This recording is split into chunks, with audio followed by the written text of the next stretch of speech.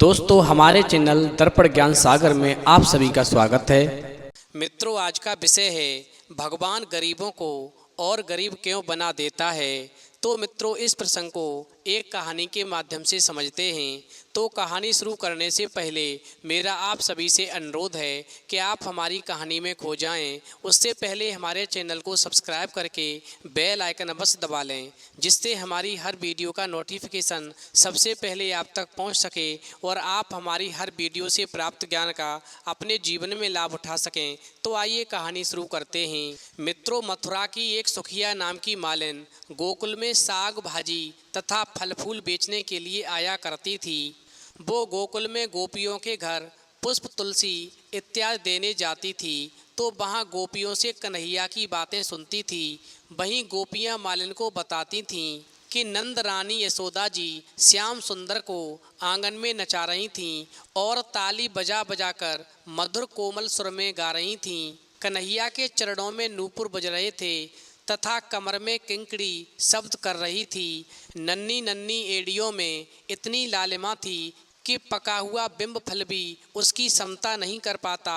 कन्हैया जब यशोदा जी का गाना सुनते हैं तो वो स्वयं भी गाने लगते हैं और माता को ताली बजाते देख कर के स्वयं भी ताली बजाने लगते हैं। कन्हैया के माथे पर काली काली घुंघराली लटें लटक रही थीं और ललाट पर लटकन ऐसे लटक रहा था मानो चंद्रमा के बीच तारे हों। इस प्रकार गोपियों की बात को सुनकर के मालिन को कृष्ण कथा सुनने का बेसंसा हो गया। और फिर जब तक वो मालिन गोपियों से कन्हैया की बातें नहीं सुनती उसे अच्छा नहीं लगता था। फिर तो कृष्ण नाम ने उस पर मोहिनी डाली और मालिन जो थी उस पर निछावर हो गई। मित्रों, श्याम सुंदर की मनमोहनी छवि सदैव मालिन के मन में बसी रहती और वो भावों के पुष्प चढ़ाकर ही उनकी पूजा अर्चना करती रहती। मालिन नंद भवन के द्वार पर रोजाना खड़ी रहती थी और यही सोचती थी कि आज कन्हैया बाहर निकलेगा तो मैं उसे देख लूँगी, मुझे उसके दर्शन हो जाएंगे। वहीं कन्हैया जो थे मालिन के मनोभाव को जानते थे, पर उसके अनुराग को और बढ़ाने के लिए उससे कुछ भी बोलते नहीं थे और उसे दिखाई भी नहीं देते थे।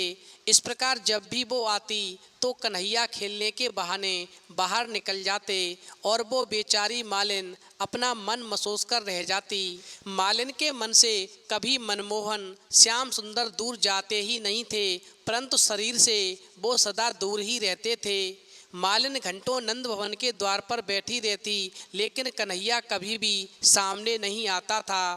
प्रेम की रीत भी बड़ी विचित्र है। प्रेमी ज्यों-ज्यों अपनी ओर से उपेक्षा के भाव दिखाता है, उसके प्रति अनुराग उतना ही अधिक बढ़ने लगता है। वैसे तो मालिन फल सब्जी इत्यादि बेचकर मथुरा चली जाती, किंतु उसका मन गोकुल में नंद भवन में ही रह जाता।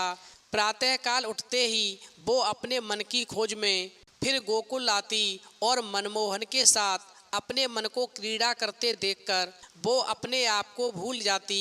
उसका मन कन्हैया को स्पर्श करने के लिए सदैव व्याकुल रहता। इस प्रकार जब कन्हैया को देखने छूने की मालिन की चाह अपनी पराकाष्ठा को पहुंच गई तो मालिन को संसार में कन्हैया के सिवाय कुछ भी नहीं दिखने लगा। फिर तो कन्हैया के मिलन में क्या देर थी। जब किसी का मन कन्हैया से लग जाए फिर तो उसको निश्चित ही दर्शन होते हैं। अगर चाह असली हो तो कन्हैया तो चाहने वालों से दौड़कर लिपटने वाले हैं। मित्रों, इस प्रकार अब मालिन की चाह में किसी प्रकार का आवरण नहीं रहा, उसकी चाह कृष्णमयी हो गई थी। वहीं मालिन ने निश्चय किया कि कन्हैया के दर्शन किए बिना आज वो पानी भी नहीं पिएगी। फिर तो सुंदर सरस फलों की टोकरी सिर पर रख कर के कन्हैया की मोहनी छवि का ध्यान करती हुई गोकुल में आकर के वो मालिन जो थी फलों को बेचने लगी।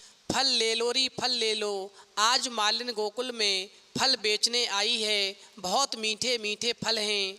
वहीं कन्हैया के कानों तक ये शब्द पहुँचे कि आज जो फल मालिन लाई है बहुत ही मीठे हैं। फिर तो कन्हैया के मुंह में पानी आ गया। कन्हैया ने सोचा, ये जीव दर्शन के योग्य तो नहीं है, पर इसकी भक्ति दृढ़ करने के लिए आज मैं इसे दर्शन अवश्य दूंगा। मित्रों, इस प्रकार समस्त कर्म और उपासनाओं के फल देने वाले भगवान कन्हैया आज स्वयं फल खरीदने के लिए घर से बाहर आ जाते हैं। छोटे से कन्हैया हैं, बहुत सुंदर दिखाई दे रहे हैं। यशोदा माता ने पीतांबर पहनाया है, स्वर्ण की करधनी और बाजूबंद पहने हैं, कानों में मकराकृत कुंडल हैं, नाक में मोती लटक रहा है, माथे पर गौरोचन का तिलक है, व रेशम की काली अलकावली बिखरी हुई है। मोर मुकुट धारण किए हैं, हाथ में छोटी सी बांसुरी है, आँखों में प्रेम भरा है, चरणों में स्वर्ण के नूपुर पहने हैं और छम छम करते हुए मालिन के पास दौड़े चले आ रहे हैं। मित्रों, कन्हैया अपने लाल लाल हाथों की छोटी सी अंजलि में अनाज लेकर जल्दी जल्दी हाँफते हुए मालिन की ओर दौड़ पड़े। उनकी कोमल अंजलि की संधियों में से काफ़ी अनाज तो रास्ते में ही बिखर गया और जो थोड़ा सा अनाज अंजलि में रह गया था, जिसे वो फल खरीदने के लिए लाए थे, कन्हैया ने मालिन की टोकरी में डाल दिया, क्योंकि कन्हैया जो थे उस मालिन से फल लेने को अधीर थे। वहीं मालिन का मन भी कन्हैया को अपनी ओर आते देखकर कृष्ण प्रेम से ओतप्रोत हो रहा था। उधर मालिन के घर में 8 पुत्रियां थीं, एक भी पुत्र नहीं था। फिर तो कन्हैया को देखकर मालिन के मन में ऐसा भाव जागा कि मेरा भी ऐसा पुत्र हो। ये तो बहुत सुंदर कन्हैया है, ये तो कन्हैया बहुत सुंदर है, कितना अच्छा है, काश मेरा भी इतना सुंदर एक बेटा होता।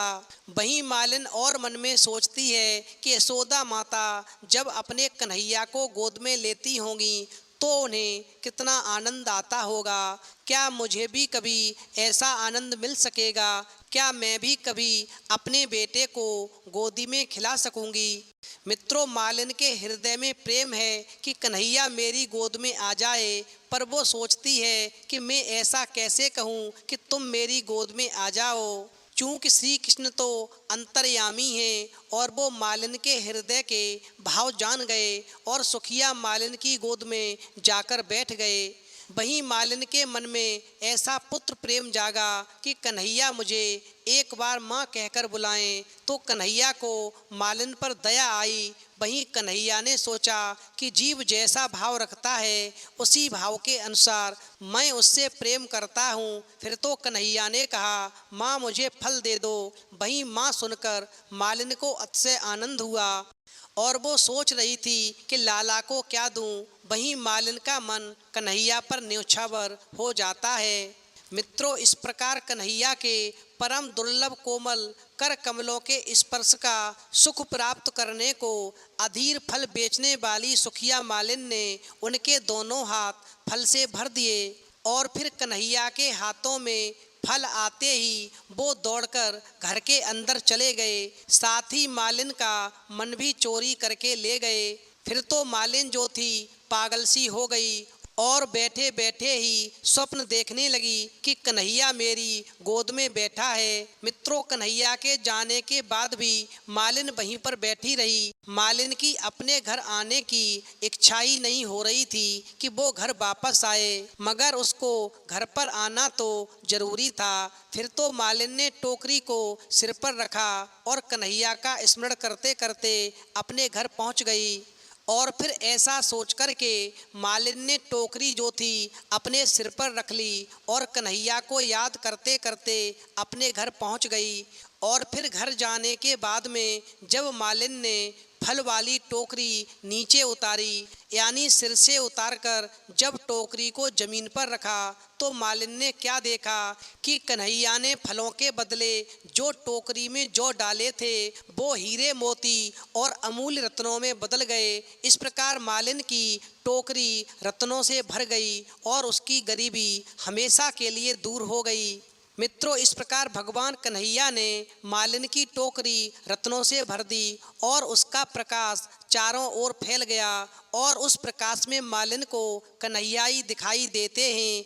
आगे कृष्ण, पीछे कृष्ण, दाएं कृष्ण, बाएं कृष्ण, भीतर कृष्ण, बाहर कृष्ण, यानी उस मालिन को श्री कृष्ण के अलावा कुछ भी नहीं दिखाई देता है। मित्रों, इधर तो मालिन जो थी अमूल्य रत्नों को देख कर के खुशी मनाती है। और उधर कन्हैया ने जो मालिन से फल लिए थे वो सभी गोपी ग्वाल बालों में अपने हाथों से बांट रहे हैं, फिर भी टोकरी खाली नहीं हो रही है। तो ऐसा नज़ारा देख कर के मैया यशोदा सोच रही हैं कि आज निश्चित ही कन्हैया को आशीर्वाद देने माँ अन्नपूर्णा मेरे घर आई हैं। मित्रों, इस प्रकार मालिन का जीवन सफल हुआ। उसने साधारण लौकिक फल देकर के फलों का भी फल श्री कृष्ण का दिव्य प्रेम प्राप्त किया। तो इस कथा से हमें सीख मिलती है कि जब हम कोई पुण्य के बदले भगवान से किसी कामना की पूर्ति चाहते हैं तो वो हमारे सत्कर्मों का विक्रय है। पर जब कर्म श्री कृष्णार्पण भाव से होता है तो वो मुक्ति प्रदान करने वाला होता है। और जहाँ स्वार्थ होता है वहाँ पर भगवान कभी किसी गरीब या अमीर की टेर नहीं सुनते, गरीब की गरीबी नहीं मिटाते। इसलिए यदि आप चाहते हैं कि भगवान की कृपा आपके ऊपर हो तो ये 7 बातें गांठ में बांध लेना, जीवन में कभी भी दुख नहीं मिलेगा। नंबर 1, फल की इच्छा का त्याग करके ही कर्म करना श्रेष्ठकर है। नंबर 2, भगवान को रोजाना नियमानुसार सच्चे मन से भोग जरूर लगाएं। नंबर 3, अपने माता पिता की सेवा करें। नंबर 4, गरीबों की मदद करें। नंबर 5, कभी किसी के साथ में छल ना करें। नंबर 6, हमेशा पाप कर्मों से बचें। नंबर 7, पति पत्नी की सेवा करे, पत्नी पति की सेवा करे, क्योंकि पत्नी लक्ष्मी का रूप है। इसलिए घर में जब कलह होती है तो लक्ष्मी की कृपा कभी नहीं होती। यदि आप ऐसा करेंगे तो निश्चित ही ईश्वर आपकी टेर सुनेंगे और आपको जीवन में किसी भी प्रकार का कष्ट नहीं होगा।